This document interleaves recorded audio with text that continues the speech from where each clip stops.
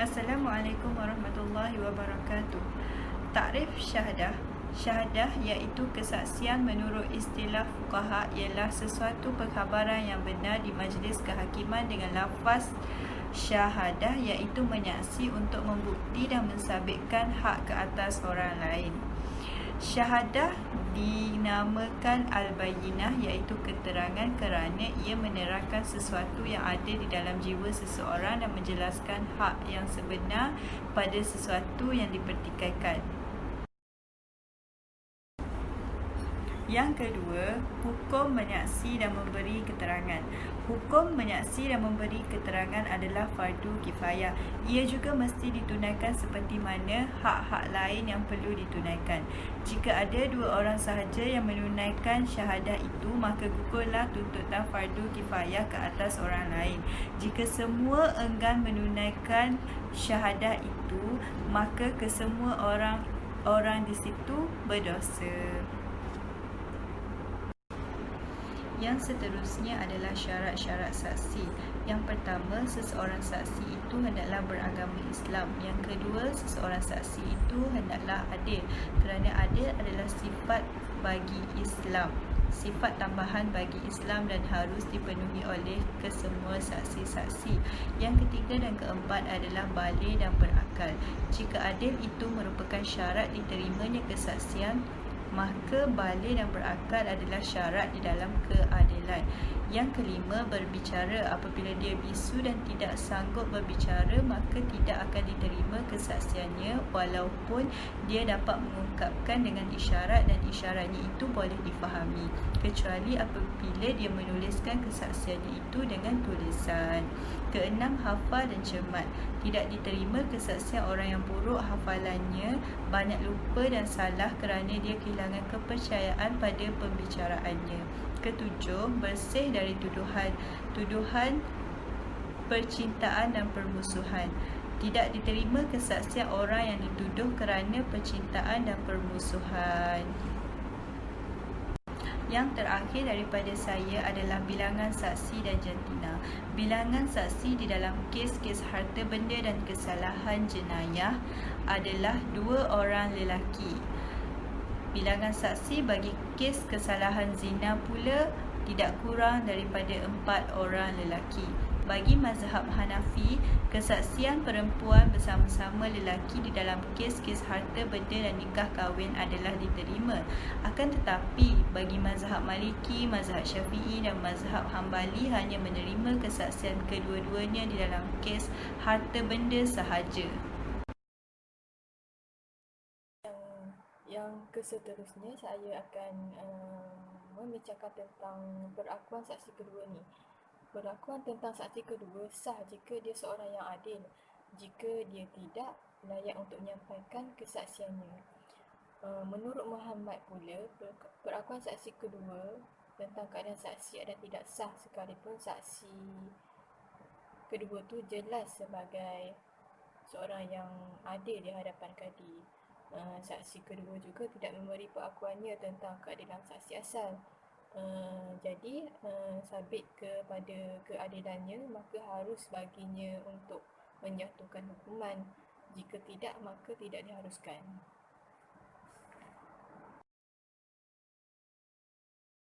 Okey, yang keseterusnya kita pergi pula pada bagaimana nak mengetahui keadilan seorang saksi itu. Yang pertama, kita perlu mengetahui hakim itu sendiri yang mengetahui keadilan seorang saksi itu. Maka penyaksian tersebut hendaklah diterima oleh hakim. Yang kedua, individu tersebut adalah seorang yang fasik. Seorang yang fasik itu ditolak penerimaannya. Okey, berkata pula Imam Abu Hanifah yang mengatakan bahawa kesaksiannya seorang saksi itu diterima tanpa perlu kepada penyiasatan terhadap keadilannya, kerana alasannya dia adalah seorang yang Muslim dan apa yang zahir daripada seorang Muslim itu adalah seorang yang adil. Umar Al-Khattab pula berkata bahawa al-muslimuna adulu ba'dhum ala ba'd. Maksudnya orang-orang yang Islam yang adil adalah setengah mereka itu ke atas setengah orang yang lain. Okey, yang terakhir adalah kesaksian berdasarkan kesaksian yang lain. Apa yang dimaksudkan dengan kesaksian berdasarkan kesaksian yang lain?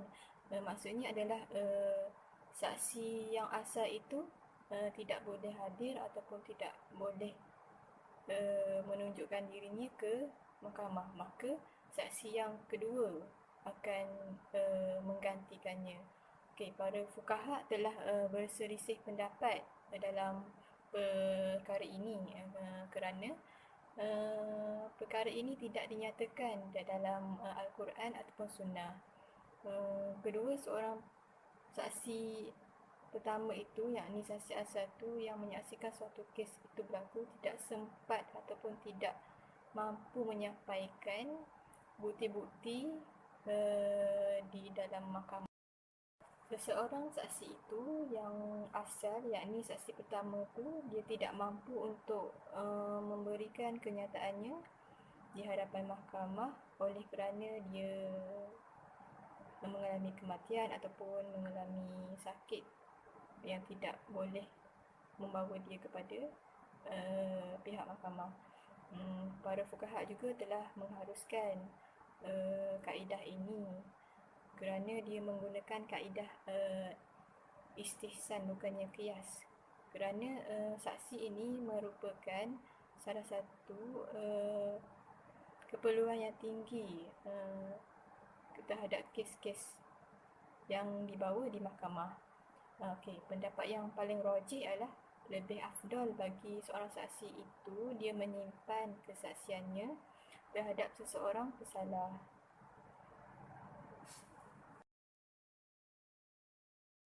Assalamualaikum warahmatullahi wabarakatuh. Nama saya Nurul Aida binti Zubir 047621 dan saya akan menyambung pembentangan dengan subtopik sejarah syahadah dalam Undang-Undang Keterangan Mahkamah Syariah di Malaysia khusus berkaitan syahadah. Okey, Mahmud Saidun pada tahun 1995 dalam penulisannya telah menjelaskan sejarah pengubalan Undang-Undang Keterangan Mahkamah Syariah adalah usaha daripada Jawatankuasa Teknikal Undang-Undang Syarak dan Sivil. Akta Keterangan 1990 iaitu AK 1990 telah dijadikan sebagai asas penggubalan. Jadi selepas itu telah berlaku pindaan akta yang mana di mana akta yang bertentangan dengan hukum syarak telah dibuang dan akta yang tidak bertentangan dengan hukum syarak diterima dan akta yang perlu diubah suai telah diubah mengikut kesesuaian semasa menepati dengan hukum syarak. Okay, seterusnya adalah subtopik kedudukan syahadah dalam Undang-Undang Keterangan Mahkamah Syariah di Malaysia. Di dalam Akta Keterangan Mahkamah Syariah Wilayah Persekutuan 1997 telah membezakan keterangan saksi yang boleh diterima sebagai syahadah, qarinah dan bayinah. Semua saksi harus memberikan keterangan lisan dan mahkamah hendaklah menilai sama ada keterangan tersebut diterima sebagai syahadah atau bayinah. Akta Tata Cara Jenayah Syariah Wilayah Persekutuan 1998 tidak memperuntukkan garis panduan yang khusus tentang cara-cara mengambil keterangan saksi di peringkat perbicaraan atau di peringkat siasatan. Jadi proses tazkiyah asyhud boleh diadakan sekiranya kredibiliti saksi diragui di peringkat perbicaraan. Okay, subtopik seterusnya, skop penyaksian wanita. Adakah wanita boleh menjadi saksi kepada beberapa perkara?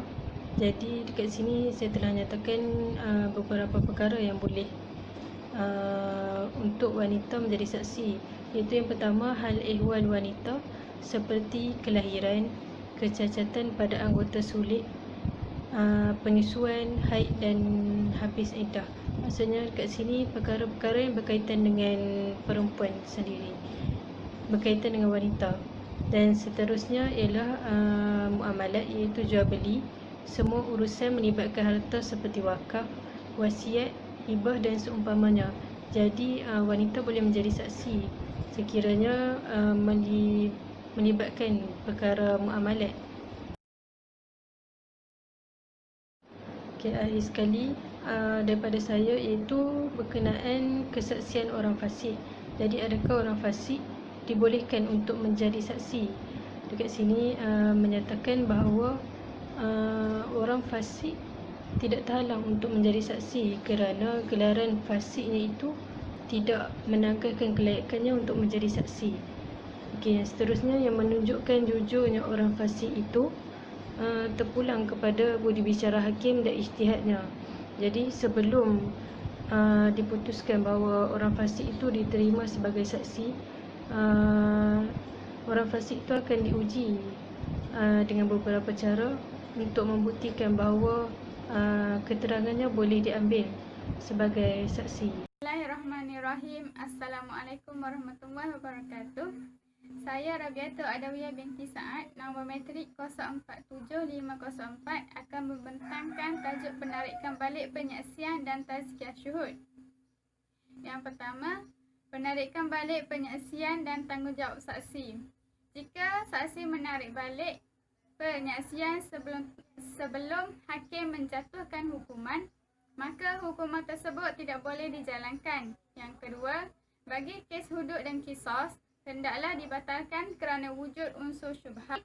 Di kes mal, saksi hendaklah membayar ganti rugi bagi pihak yang mengalami kerugian. Yang ketiga, hukuman yang sedang berlangsung tidak boleh dibatalkan. Seterusnya, proses penyaksian saksi atau tazkiyatus syuhud dilakukan melalui dua cara. Yang pertama, sulit. Dalam kaedah sulit ini dilakukan secara tersembunyi dan di luar majlis kehakiman. Saksi hendaklah melaporkan kepada para muzaki, hendaklah membuat laporan kepada hakim sama ada saksi itu adil ataupun fasik. Yang kedua, secara terbuka dilakukan dalam kamar majlis kehakiman. Bilangan muzaki, ulama bersepakat untuk penyiasatan secara terbuka hendaklah lebih daripada seorang. Bagi penyiasatan secara sulit, ada khilaf ulama.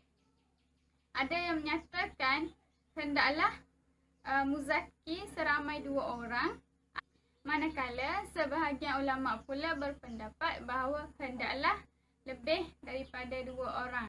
Bismillahirrahmanirrahim. Isu melibatkan asyahadah. Okay. Seperti yang kita tahu, syahadah adalah merupakan kesaksian yang diberikan oleh saksi di dalam mahkamah. Okay. Terdapat beberapa soalan telah timbul daripada peruntukan dalam enakma yang berkaitan, iaitu isu yang pertama adalah yang mengkehendaki seorang saksi yang hendak mengucapkan syahadah, iaitu mestilah menggunakan lafaz asyhadu.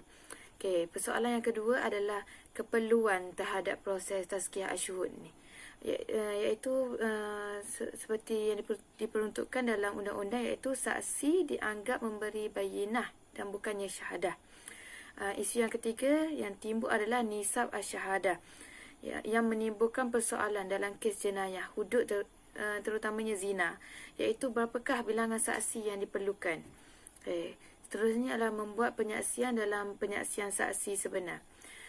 Keterangan saksi bukan sahaja diterima sebagai syahadah, malah ia juga turut diterima sebagai qarinah dan bayinah, iaitu hakim hendaklah menilai dan memberi syahadah yang dilakukan oleh saksi berdasarkan prinsip-prinsip syahadah yang telah dibahaskan oleh para ulama, iaitu syahadah telah dijelaskan dalam 2 bahagian, iaitu dalam proses prabicara dan proses pemeriksaan saksi semasa perbicaraan yang dilangsungkan dengan merujuk kepada Akta Tata Cara Jenayah Syariah Wilayah Persekutuan 1998.